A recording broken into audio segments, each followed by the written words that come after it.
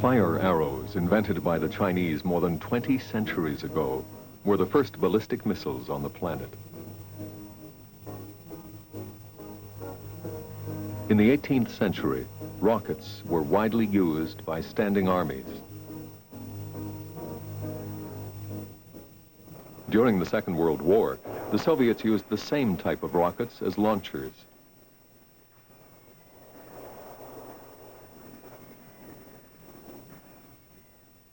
The Katyushka, nicknamed Stalin's organ, had a range of 5 kilometers and could be launched in batches of 30 or 40 rockets. None of the rockets developed during the Second World War compared with the German V-2s. These 12-ton rockets contained the same elements as today's missiles: a jet engine, fuel, and liquid oxygen tanks, an automatic guidance system, and an armed nose cone.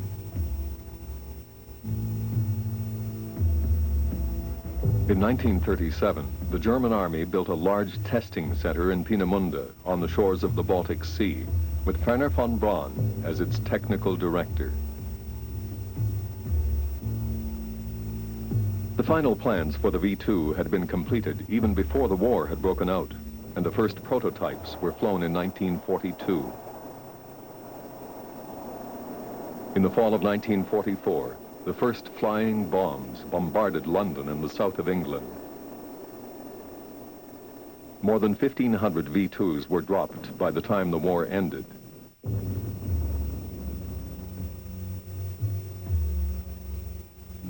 At the end of the war, von Braun and his team surrendered to the Americans, and the V-2 ballistic missile, along with a number of variations still on the drawing board, were absorbed into the American arsenal.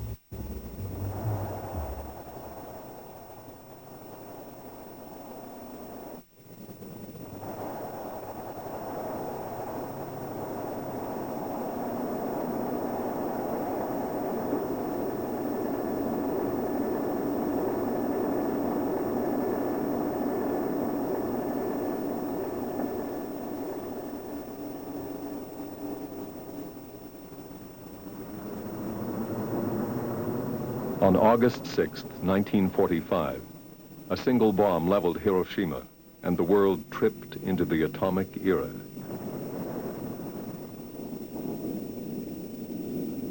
Three days later, Nagasaki met with the same fate.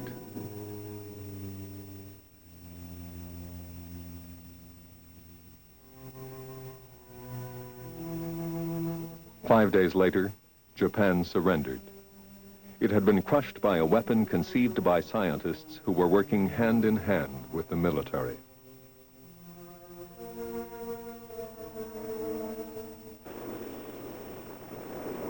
Bombs quickly became more powerful, sophisticated, and compact.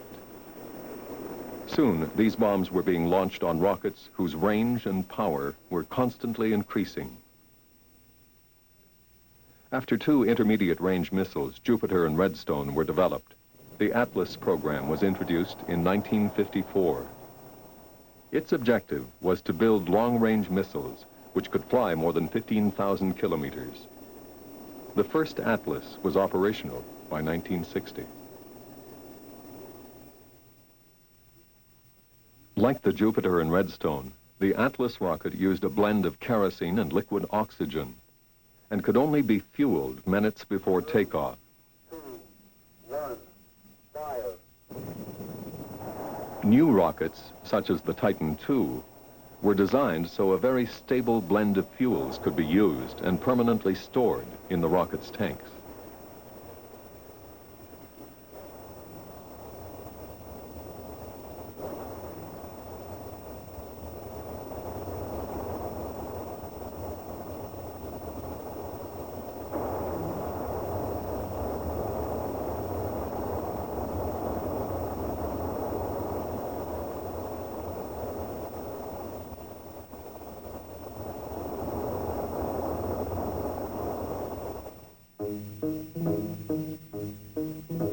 The Minuteman went even further.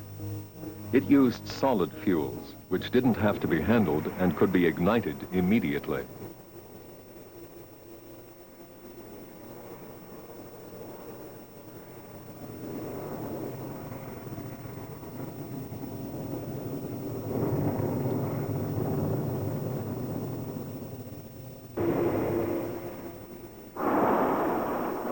The Minuteman fell into disuse and was replaced by MX rockets, which also had 10 warheads.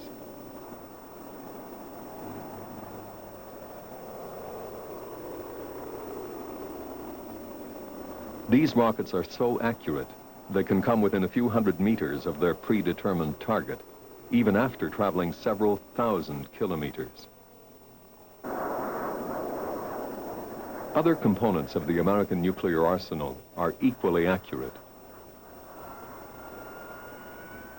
Cruise missiles, with their nuclear charge, can practically be placed on the Kremlin's doorstep by remote control.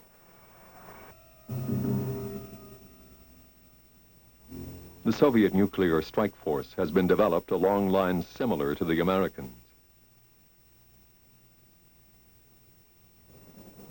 Their slower development of the atomic bomb affected the development of their ballistic missiles.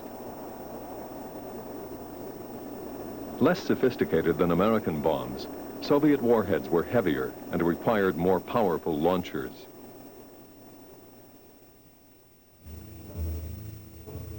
The parades of missiles in Red Square could lead one to believe that the Soviets were ahead of the Americans in the ballistic missile race.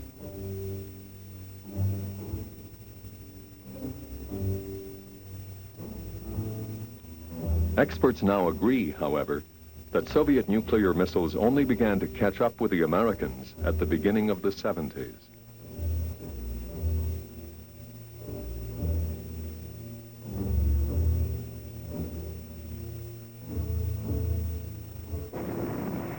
As soon as their launchers were powerful enough, the military tried to send nuclear charges into space. Placed in low orbit, several kilometers above enemy territory, these warheads could be redirected at any moment and would explode minutes after the command for takeoff was given.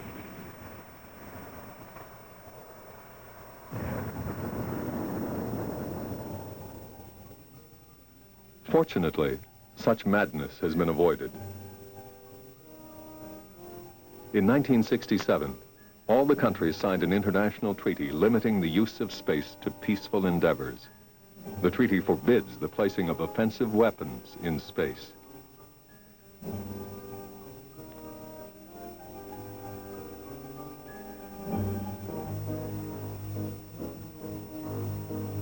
The enormous power of these strike forces gave rise to the concept of mutually assured destruction.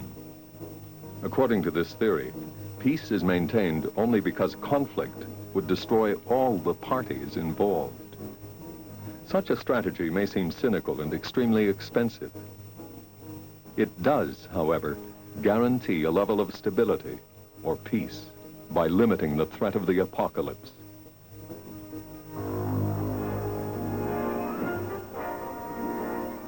The negotiation game is not easy to play, even when the players agree on the basics of a nuclear balance. In September 1972, Richard Nixon and Leonid Brezhnev signed the Arms Limitation Agreement, SALT I.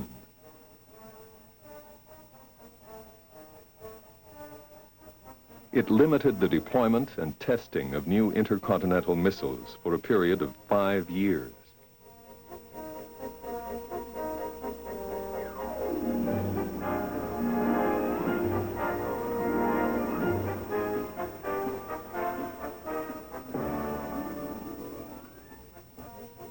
In June of 1979, President Carter met with Leonid Brezhnev to negotiate SALT II. The treaty was never ratified, even though the two superpowers did agree to respect the principles set out in the agreement. The treaty was really nothing but the legitimizing of an arms race. It didn't do anything to reduce... This tacit agreement held up until the summer of 1986, when President Reagan announced the United States would no longer respect it. He claimed the Soviets had abused the treaty, not just once, but several times. Because it did not reduce weapons. By announcing the Strategic Defense Initiative on March 23, 1983, President Reagan upset the balance of forces which had lasted for 2 decades. As the Soviets have increased their military power, they've been emboldened to extend that power. They're spreading their military influence in ways that can directly Mr. challenge our vital Reagan interests. proposed to Those are replace our the allies. strategy of a balance of terror with a shield which would protect America from Soviet intercontinental missiles.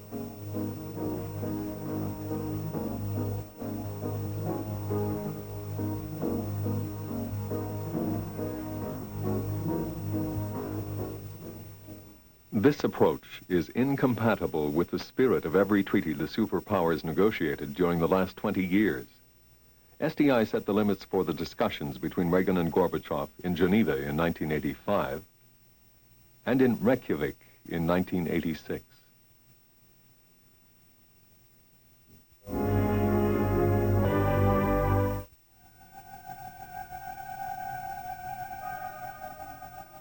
The first successful American tests of an anti-ballistic missile were carried out on June 10, 1984.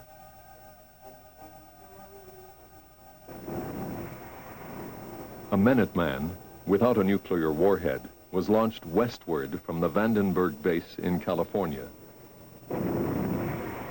20 minutes later, an interceptor missile was launched from the Kwajalein Atoll in the middle of the Pacific Ocean. The interceptor's infrared guidance system functioned perfectly. The enemy missile was hit and destroyed while in its ballistic flight phase beyond the atmosphere.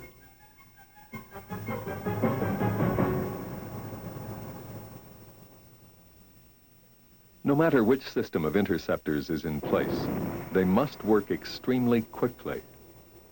The race against the clock begins as soon as the missile leaves its underground silo.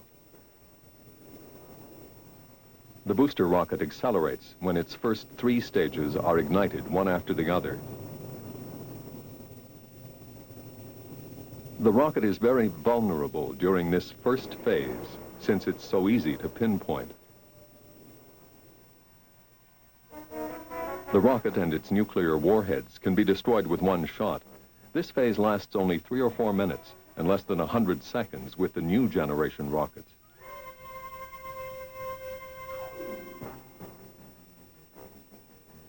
After completing the initial phase and reaching space, the rocket releases its warheads.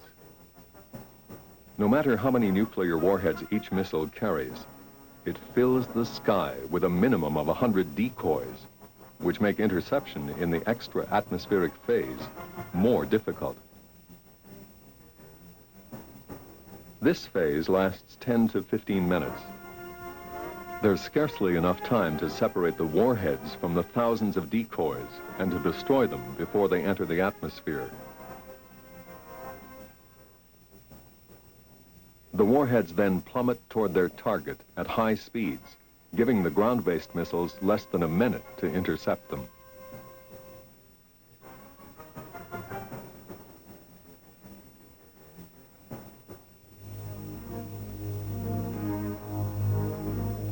The objectives of this technology have already been well identified. A permanent surveillance system, which would watch over an enemy strike force, has to be designed and must be put into operation.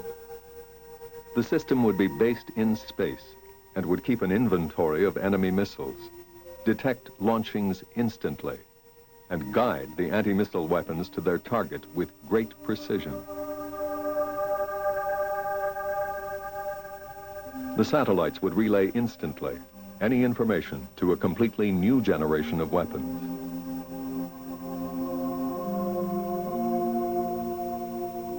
The lasers would use mirrors placed either in orbit or on the ground to direct their deadly beams.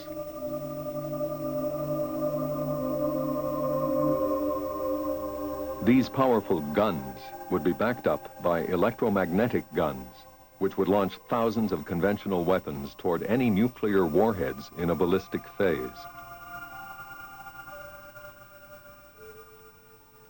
Beams made up of particles or X-rays, which draw energy from small hydrogen bombs, might also be launched from submarines in the event of a nuclear attack.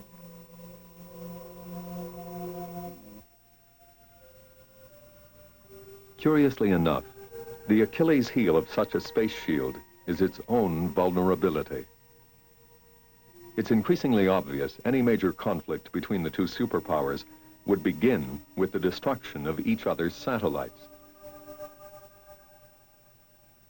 Anti-satellite weapons have recently been developed by both superpowers.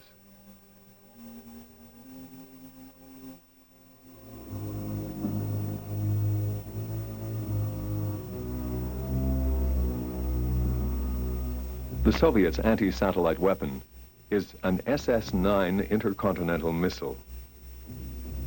This liquid fuel missile carries a payload weighing 2 tons, which moves slowly toward the targeted satellite. The rendezvous maneuvers, which can take several hours, allow the satellite to get close enough to its victim to incapacitate it with a volley of steel balls. The inflexibility of such an interceptor does not seriously threaten the American military satellites at present.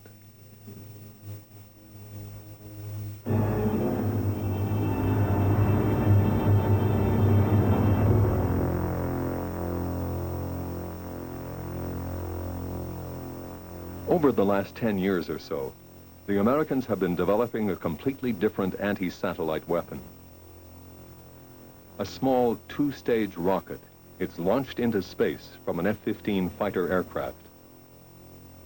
The rocket carries a small payload weighing 15 kilograms.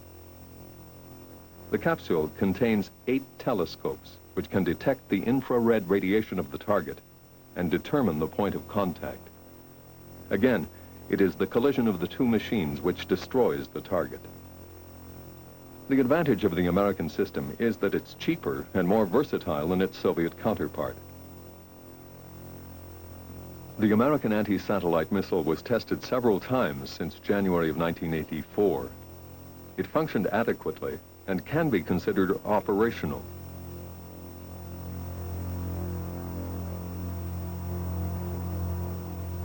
Nine, 8, 7. We have main engine start. 4, 3, 2, 1.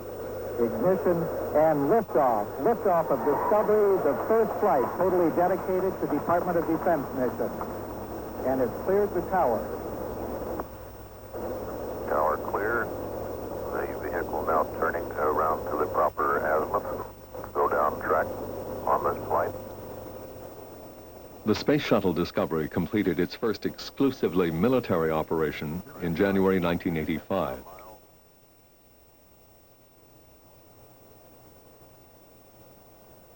Even though the Pentagon made every effort to keep the objectives of the mission secret, it was discovered that an electronic spy satellite had been launched. It was supposed to pick up Soviet military communications and relay them to American receiving stations. 36,000 feet. 0.7 mark on the heading alignment circle. A mission in June of 1985 was more closely linked with the development of SDI.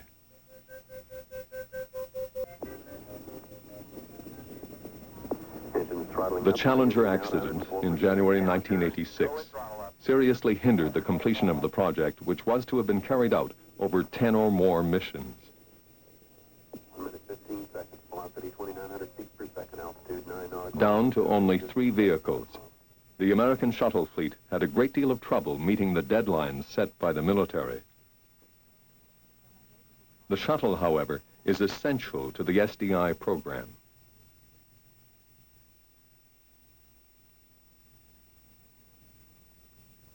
The Pentagon, relying heavily on the shuttle, had to reevaluate its entire strategy. It was increasingly clear that the 3 available space shuttles did not have the flexibility or availability to satisfy the military.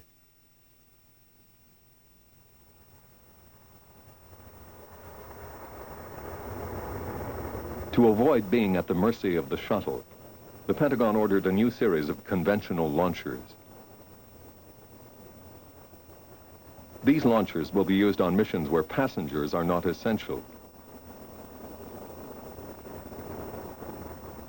The military also announced it'll abandon the launching installations built for the shuttle at Vandenberg Base in California, at least for the moment.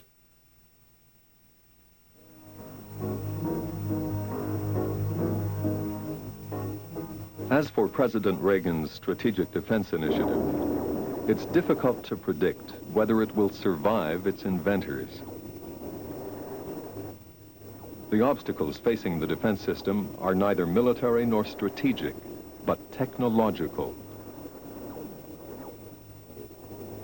It seems that a nuclear war, which can have no winner, will remain the best guarantee for peace on the planet for a few years to come.